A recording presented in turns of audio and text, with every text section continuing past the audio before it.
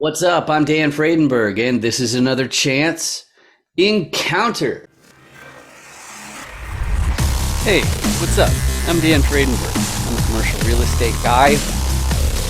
I'm from the internet.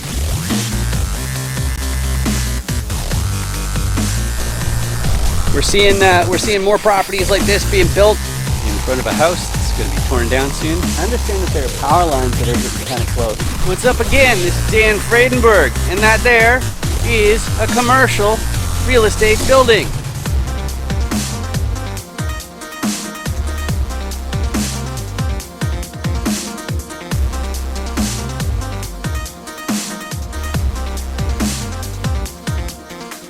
Today I'm joined by Tim Fergestad. Did I mutilate that? That's a good pronunciation of the last name there, Oh, Tim? that's Fergestad. That's a Norwegian name. You said it fine. Thank you. Yeah, all right. Phonics for the win. And I got some great news for you, Tim. Today, I don't know if you know about this, but we are joined by my very favorite member of the audience. And why's my favorite audience member here? It's because this is a chance encounter where I interview commercial real estate players. That means buyers, sellers, sponsors, contractors, operators, syndicators, all that kind of fun stuff. And you may ask yourself, why would you do that? Well, the answer is if you've ever heard of an off market deal, a private deal, the type you're not supposed to talk about in public, sometimes called 506B syndications, you should know that the SEC requires that you have a documented prior substantive relationship, or else they'll get ants in their pants and it'll be a house of cards. It'll be bad news for everybody. So that's why I have people on here finding out level of sophistication, appetite for risk, core competencies that they look to contribute. And the benefit for you is that you learn how to effectively communicate on the subject of commercial real estate deals and understand how my guest fits in. But before we get too excited about deals specifically, Tim, do you want to say a thing or two about yourself first? Sure. Former neuroscientist. I used to do research, and I now do investments full time. And real estate turned out to be the best wealth building vehicle on earth, and that's why I focused on it. And I've done a variety of different things in the space, but ultimately realized that multifamily, because of the scale and other factors, was worth the best use of my time. Passively investing in other people's deals as well as actively running my own deals now. I'm married. I got kids. I'm a dad, so that's a big part of my life. And in terms of, I like to share this stuff with other people. Is kind of what I do now. And your substantive relationship comment is very real. There's a lot of things that we're not allowed to in private investments talk about unless we have a previous relationship. So although you said it in a funny way, it can be annoying, but it's real. And that's one of the things I like to do now is like yourself, share it with other people and let them know about it. And it's fun. I enjoy it.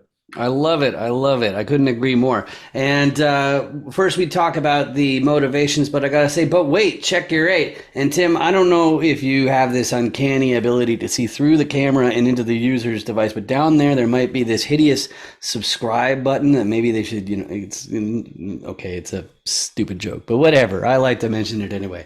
Let's talk about the motivations. Now, by this point, I've spoken to all sorts of different commercial real estate syndicators, investors, sponsors, and all that kind of stuff. And of course, everybody has their own unique reason why. But I found that not only do they fit very cleanly into these 5 different motivations, but it's really important to know what those are in this industry, because you need to know what's going to keep somebody from throwing in the towel when the going gets tough. These deals, they take months to close and years to go full cycle. So it's very important to know what is going to give it the staying power. Now, the first motivation of the bunch is preservation of purchasing power. What's that? Well, some people, they don't have to work. They don't have to have a job. They're job optional. And the way that they pay their bills is from the proceeds of ownership of their portfolio. So in other words, they're getting paid because they own these different buildings. And if you're in that situation, Some people might wonder, why would you bother going through the hassle of another acquisition? And there are a couple circumstances that stand out. The first one is if you have serious inflation, that's going to eat away from the purchasing power of your cash flow. So it's going to be time to make another acquisition. The other circumstance is if you can buy at a steep discount because of distress in the property or perhaps an asset crash, it's time to get into a buying mode and make some acquisitions. Now, that is not where I am in my real estate path. Right now, where I'm closer to is trading time directly for wealth. And to fence that in a little bit, I've got a background in technology, and just like with Tim's work, one of the difficulties of being a high wage, high salary earner is you're paying more in tax than anybody. Me personally, I was in the CRM industry. I opened up a CRM agency in 2011, and then I started doing the CRM work, the online funnels, sending out 5 million to 7 million emails a month and handling all the credit card transactions for an Ohio firm that was flipping 10 houses every month.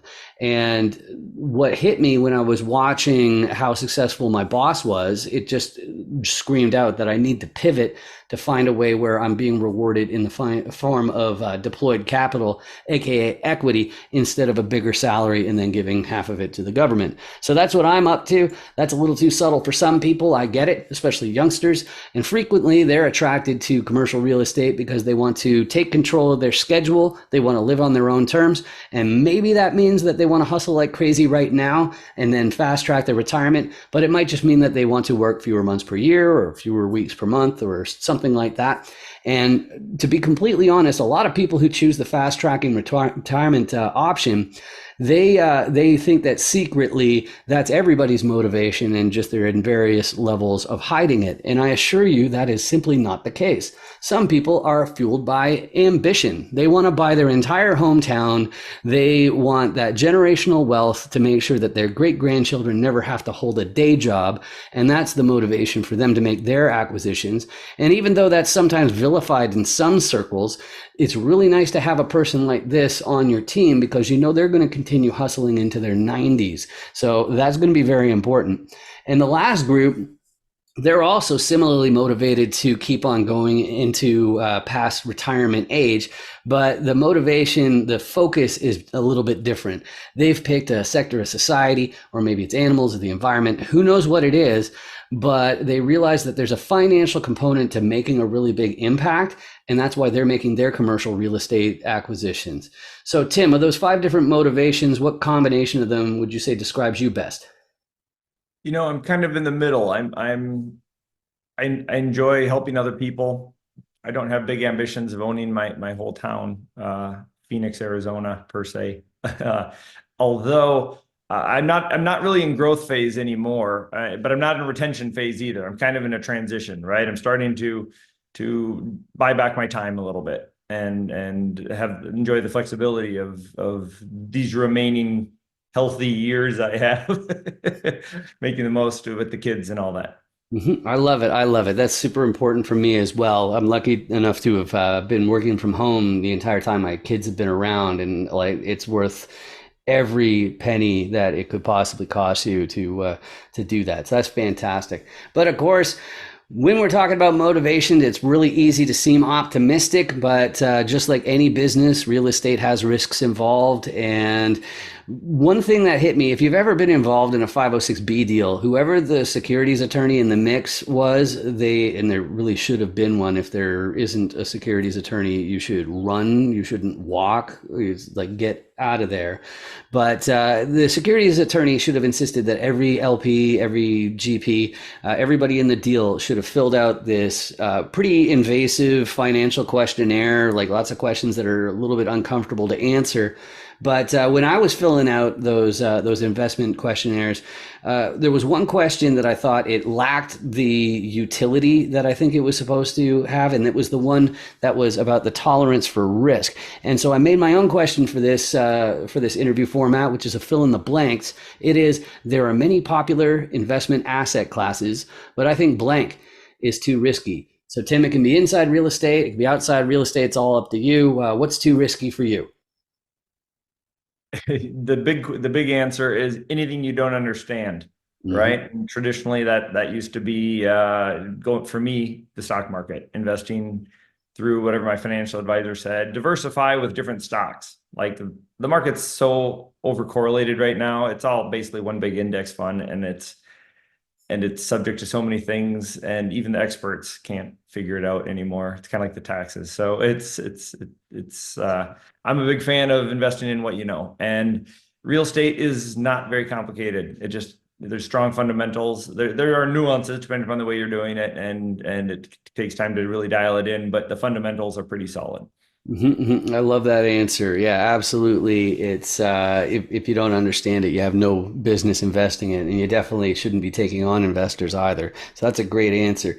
Now, the next, excuse me, the next question that I have, this slide here, when I first started the Chance Encounters, I didn't include it because I knew that there are some people in this industry where they're more like the PR, the public relations role, or the marketing role, the face of the business, but they're not going to be spending a whole lot of time in the spreadsheets, going through the numbers, finding the different metrics that they can tweak to make the deal really work. But I found that everybody's going to have a top three metrics that they really use to decide on if they're going to do a more in-depth analysis or not. And for anybody in the audience who's just listening instead of watching, I read these out for everybody. So there's 14, and there are others that people focus in on more, and underwriters will say, "What are you talking about? They're all important. You can't just ignore them." But here they are: cash on cash, IRR, cost per door, net operating income or NOI, the going in cap rate, which really is talking about the difference between what is standard in that month or whatever in that region versus what you're actually paying for it. Then there's the loan interest rate, especially if you're going to be assuming a loan. Then there's the occupancy, which is inverse to the vacancy rate. So it's basically the same thing, just inverse. There's the average income where the property is located. And then there's the amortization period of the loan, especially if you're going to be assuming a loan. Then there's the difference between the market versus the in-place rents. Then there's the population growth where the property is located to bake in some appreciation before you even get started. There's the sponsor record, which is how many deals have gone full cycle, how many are on the go right now. Then there's the waterfall, the split or the exit strategy, which tells you what happens after you get your capital returned. And then I have DSCR, which is the debt service coverage ratio, which is how much of the revenue is going out the door immediately just to pay for the loan that you use to pick up the property. So once again, there may be some others that you depend on, but which metrics do you depend on most there, Tim? It's yeah, I'd say one that's not in there. Depends on what you're doing, right? I'm a big fan of cash flow. I like fixed interest, low fixed interest rates for the leverage of the financing. Exit cap rate is one of the big ones, particularly when we're doing a lot of heavy value add, right? And so I don't care too much about the debt service coverage ratio, like in a development. There's no rent. You're still building, you don't have tenants. There's things like that. So it depends on your plan, your business plan, and having a strong exit and knowing your market, particularly an exit, I think is very important. I love that answer. I'm eating it up like a subscribe sandwich. Looks delicious, doesn't it? It's very subtle, but it tells me it's time to pull out the Dan Does Deals Commercial Core Competency Cube, which has the 6 different roles in a commercial real estate deal. And in every episode, I go through all 6 sides and explain them from zero because I really think your future in commercial real estate is going to hinge on your ability to effectively communicate. And on top of that, when I go through this, you're also going to have a much better idea of how my guest fits into these deals and how it's a team sport. And if you're looking at this cube and you're going, wow, I really need to get my hands on one of those, well, the good news, it's completely free. You go to dandoesdeals.com. There's a great big button where you can download it and print it out. And like a complete dummy, I committed the cardinal sin of marketing, which is not asking for contact information in return for the freebie. But I want to make sure that it's easy for you to get this and practice it because your future here, your ability to do deals with people is going to hinge on it. So let's get started. Repositioners are the most front-facing, the most visible people in this industry. They are acquisitions people. So they're looking at a whole bunch of different properties before they choose one, and they have to do a bunch of paperwork to find out if it's a real winner. What do they call that paperwork? They call it underwriting, which means they're figuring out how to find that upside and also figuring out is this property even making the amount of money that this seller or broker claims it is? Because okay, like that's not a guarantee at all. Now, one way that a repositioner can find more upside that may seem a little bit peculiar from the outside. Every repositioner will have a vast network of financiers. Those are people that they are not on the GP team, so they don't have an actual role. They're only dealing with paper and money, in other words, loans and equity and that sort of fun stuff. But the reason why the repositioners need to know so many financiers is because if you can secure a more advantageous loan, that goes straight to the profitability of the building. So they're always looking for cheaper money is the simplest way of saying it.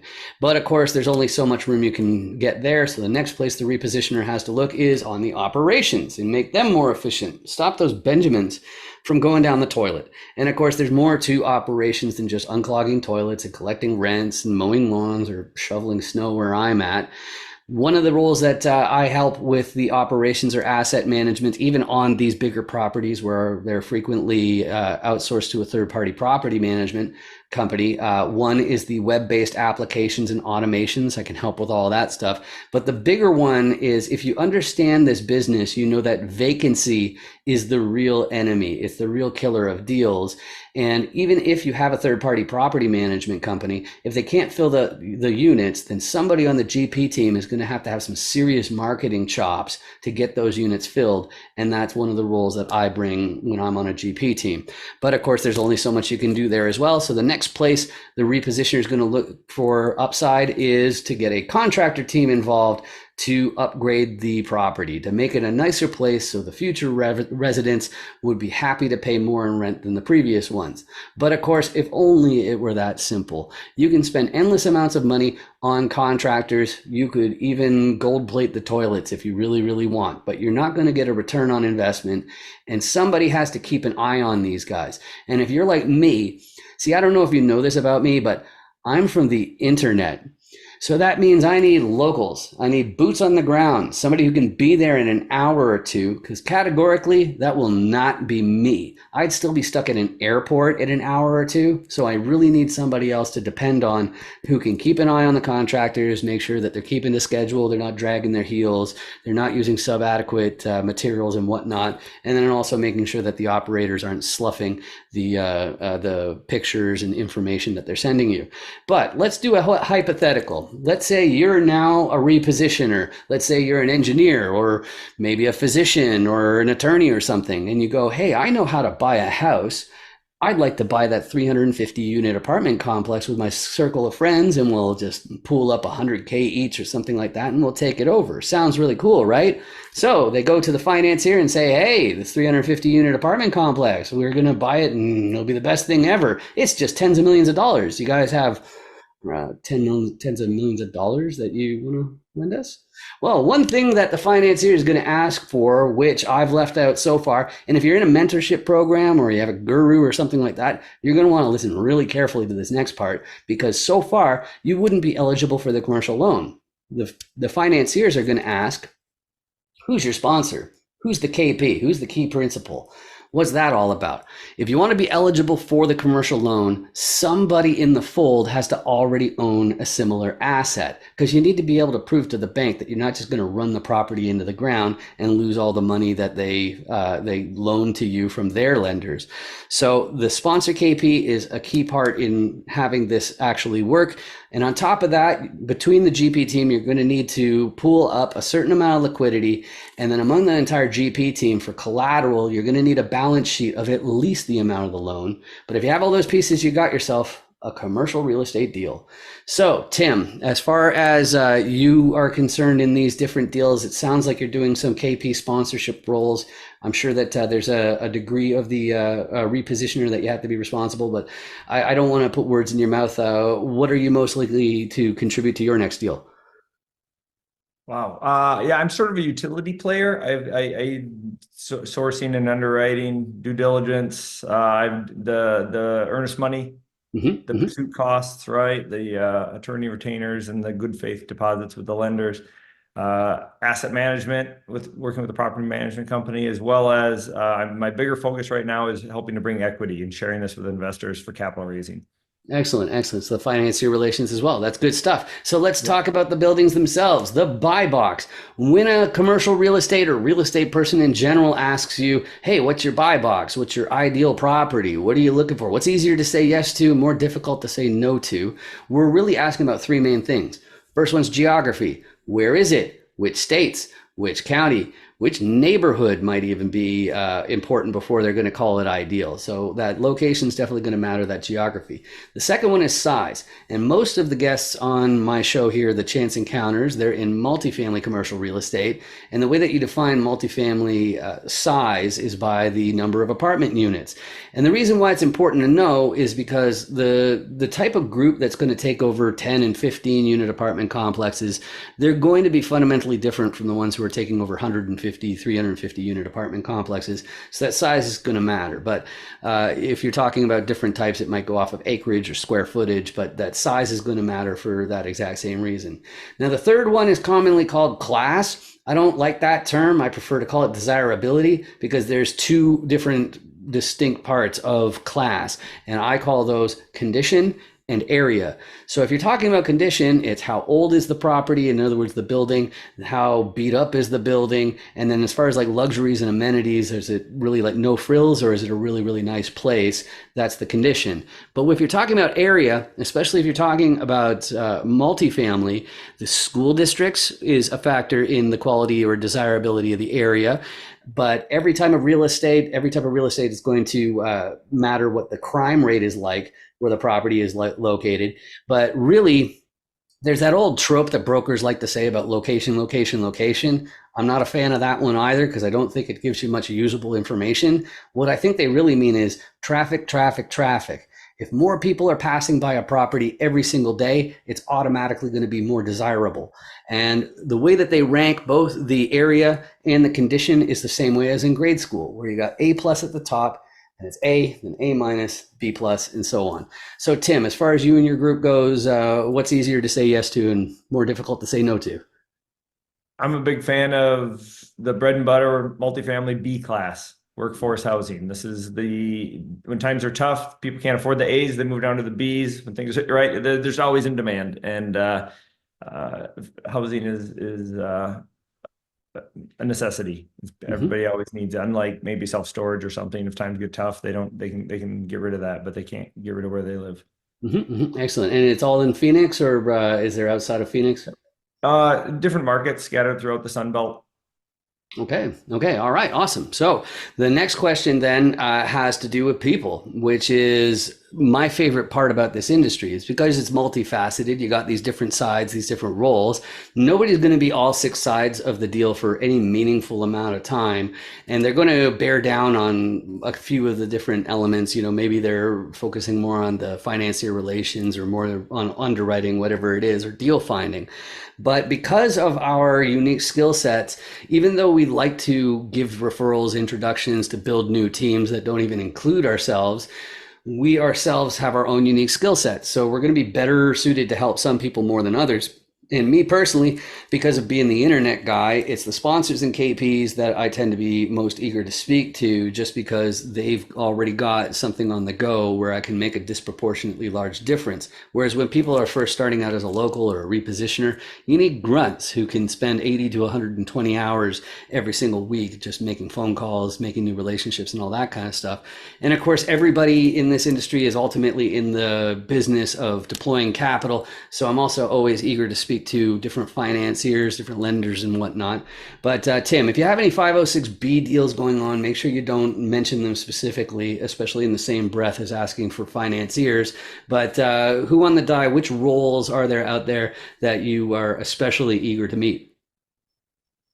Oh, great question. I seem to have pretty good deal flow nowadays. So I'm always open to new deals though. So that's really the bottom line for that. Well, that's where it all starts, right? Is a good deal. I stopped doing that myself when I had a deal go south, and I realized that it's better to have the capital and the deals find you rather than to scramble for the money after you have the deal. So I'm still focusing on capital and looking. Yeah, I like that other people do a lot of the hard work of digging under all the rocks and finding the deals. I love that answer. So then people must be thinking, how on earth do I reach out? And I'm going to sandbag the conversation by talking about myself first. I've got this super duper distinct last name, makes me really easy to find, especially on LinkedIn, which is the social media platform where I spend most of my time. And of course, I got some books on Amazon.com that you can check out, including on real estate and different business related topics. But if you have your phone handy and you're in syndication, you work with investors and whatnot, you might want to scan this QR code because that goes to the FAQs page of 506 BME, talking about the ways that we can help you with the documentation of your substantive relationships and the maintenance of them, so that if your laptop drops into the bathtub and the SEC audits you, you're going to still have the documentation in hand to show them, to prove you had that substantive relationship. You found out their level of sophistication, appetite for risk, all that kind of stuff. And the fun little bonus that I do in the system is I do everything possible to get rid of plausible deniability, which is something that's not on most CRM people's minds. But Tim, if people want to reach out to you, website, phone number, email, social media, what are the best ways to reach out? Well, they can always look up Tim Fergestad. I have a good last name too. But social media, but our website, oakstreetassets.com, has ways to sign up to find out some of our deals. We have a few 506C deals. You might see it on the social media pages, but we also have others that we have to get to know you first. Exactly. I love it. I love it. And that brings me to the last part, which is actually not for you, Tim. It's for you in the audience. It's my public service announcement. If you've been watching this episode and you've been experiencing like searing pains in your eyeballs, like migraine-like symptoms, I'm confident it's because of the downright hideous subscribe button, which is just down there. And I'm full disclosure, the reason why I want people to click on it is because if enough people do, then YouTube will actually start to pay for these videos instead of me. And I think that would be amazing. And the trade-off for you, just so we're clear, again, it costs you nothing, but it means that my videos may show up on your list of suggestions. But quite frankly, you can ignore those suggestions. I just appreciate the fact that you spent this time with me. Just like Tim, I appreciate you joining me. This has been great. Yes. Thanks for having me. Awesome. Thanks. Hey there. Are you interested in commercial real estate deals? Would you like to build your network of investors and deal sponsors? Well, the best thing I can do for you is have you appear on a chance encounter interview as featured on dandoesdeals.com. You may know me from 506 BME or as a top commercial real estate voice on LinkedIn. And if I had to think of the top factors in your success in commercial real estate, my top two would be your network and your ability to effectively explain how deals work with effective communication. The 15-minute chance encounter format, it checks both of those boxes, and they ensure that you can share your private deals with me without the SEC calling it a public solicitation.